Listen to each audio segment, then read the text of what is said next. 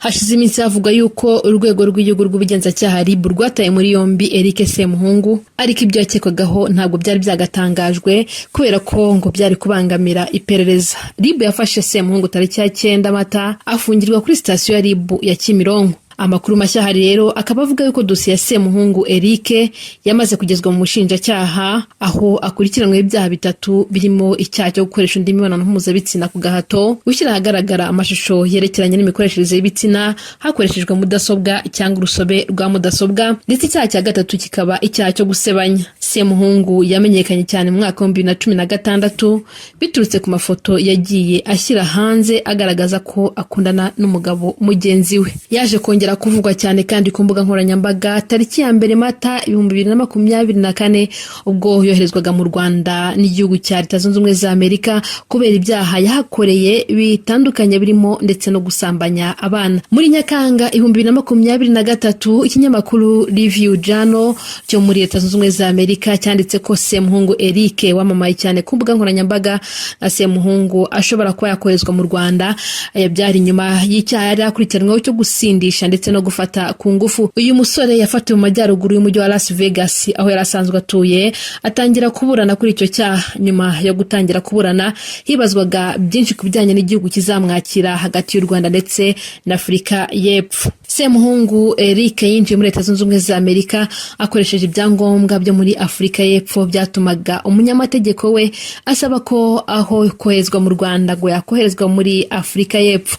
Amafoto yamugaragaza yagiye hanze ku mugoroba wa 6 tariki ya 1 Gicurasi 2024 aho yarageze ku kibuga cy'indege mpuzamahanga cya Kigali i Kanombe, akaba ari nyuma y'igihe cyari gishize ategereje umwanzuro w'urukiko ku gihugu yazoherezwamo. Icyo gihe amashusho ye ya mbere ashyize ku mbuga nkoranyambaga by'umwihariko Instagram yavuze ko yishimiye kuba agarutse mu Rwanda.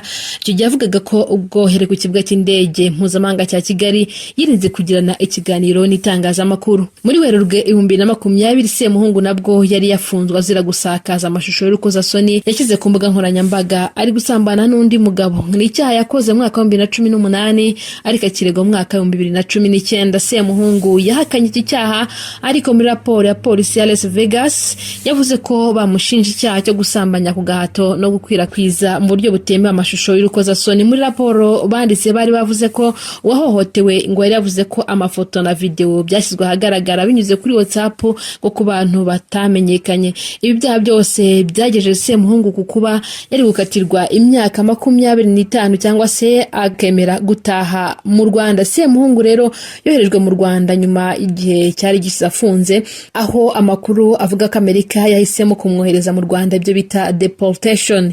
Mu mwaka wa 2015 nibwo hamenyekanye inkuru yuko Semuhungu Eric wavukiye mu mujyi wa Kigali Kimisagara yakoze ubukwe n'umugabo w'umunyamerika Ryan Hargrave, aza kwitaba Imana mu 2017 asiga agahinda mu mutima wa Semuhungu. Iyi nkuru rero yasamiwe hejuru na benshi kuko ni ibintu bitari bimenyerewe cyane mu Rwanda, aho umunyarwanda ashobora kwerura ko ari umutinga cyangwa se aryamana n'abahuje ibitsina. Semuhungu ngo yari umugore mu gihe Ryan we yari umugabo ariko aza kwitaba Imana. Semuhungu ni umwana wa 4 mu bana 6 yabaye muri Uganda no muri Afurika y'Epfo, ari naho yahuriye n'uwahoze ari umugabo we Ryan witabye Imana afite imyaka 66 y'amavuko. Semuhungu hamwe n'umugabo we Ryan bari batuye San Francisco muri California, ariko amafoto n'amashusho bagiye basakaza mu bihe bitandukanye yagiye ahishura umubano udasanzwe babashibukagamo ibyishimo nk'iby'umugore n'umugabo.